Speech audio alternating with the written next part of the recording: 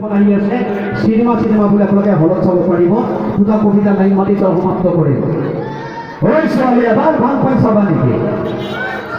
ঐ ছোৱালী এবাৰ ভাল পাই চাবা নেকি? পাণ বজাৰে নাহিবা সন্ধিয়া ফান্ত দীঘলী পুখুৰী পাৰ। আহা না আকৌ এবাৰ নাৰিকল পাতেৰে হাত ধৰি আৰু পেপা সাজো, য'ত কোনো দুখ নাছিল, য'ত কোনো দুখ নাছিল। তুমি ধুনীয়া ভাবেই তোমাক মই ভাল পাওঁ নে তুমি আমি ভাল পাওঁ বাবে তুমি ধুনীয়া? তুমি ধুনীয়া বাবে তোমাক ভাল পাওঁ নে ভাল পাওঁ বাবে তুমি ধুনীয়া? মই বিচাৰিছোঁ এবাৰ হাতখনে বজাই দিয়ক এই সমিতিখনৰ কাৰণে। কাৰণ আপোনালোকে জানে যিসকলে মেট্ৰিকত ষ্টেণ্ড কৰে, তেওঁলোকে গুৱাহাটীলৈ গুচি যায়, আমেৰিকালৈ গুচি যায়, কিন্তু বিহু নাপাতে। তেওঁলোকে এই বিহু থলেলৈ আহে, তাৰ বিহু চায়। বিহু তেওঁলোকে পাতে যিসকলে মেট্ৰিকত থাৰ্ড ডিভিজন পায়, ছেকেণ্ড ডিভিজন পায়।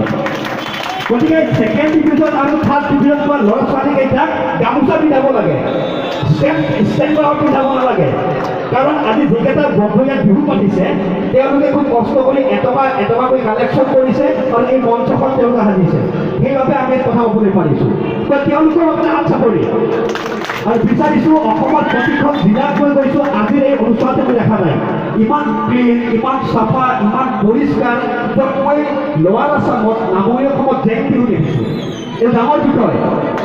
আমি হিন্দু, মুছলমান, খ্ৰীষ্টান, শিখ একেলগে থাকিম, একেখন সমাজৰ মাজতে থাকিম। এই কাৰণে নহ'লে কিছুদিন পিছত অসমত এখন ডাঙৰ হৰ্ডিংছ মাৰা থাকিব, এখন পষ্টাৰ মাৰা থাকিব, তাত লিখা থাকিব ইয়াত এখন অসম নামৰ দেশ আছিল, বাকী একো নাথাকে।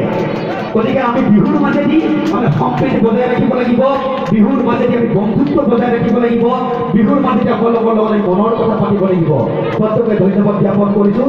গোটেই ৰাতিটো ফূৰ্তি কৰক, হাঁহক, যিমান মন যায় যি মন যায় কৰক, কিন্তু নিয়মানুবৰ্তিতা আৰু শৃংখলাবদ্ধতা আপোনালোকে অটুট ৰাখক। আশা ৰাখিছোঁ এই বিহুটিৰ পৰা শিল্পীৰ জন্ম হওক, এই বিহুটিৰ পৰা আকৌ ডক্টৰৰ জন্ম হওক, এই বিহুটিৰ পৰা ডাঙৰ ডাঙৰ মানুহৰ জন্ম হওক, তাৰ কামনা কৰিছোঁ।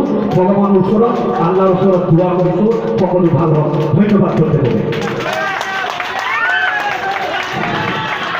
বিশ্ব কবি অভিনেতা পৰিচালক সুৰেন্দ্ৰ ৰায়চৌধুৰী তেওঁ কবিতাৰ মাজেৰে কথাৰ মাজেৰে যে সমন্বয় আনিলে আমি ধন্যবাদ দিছোঁ।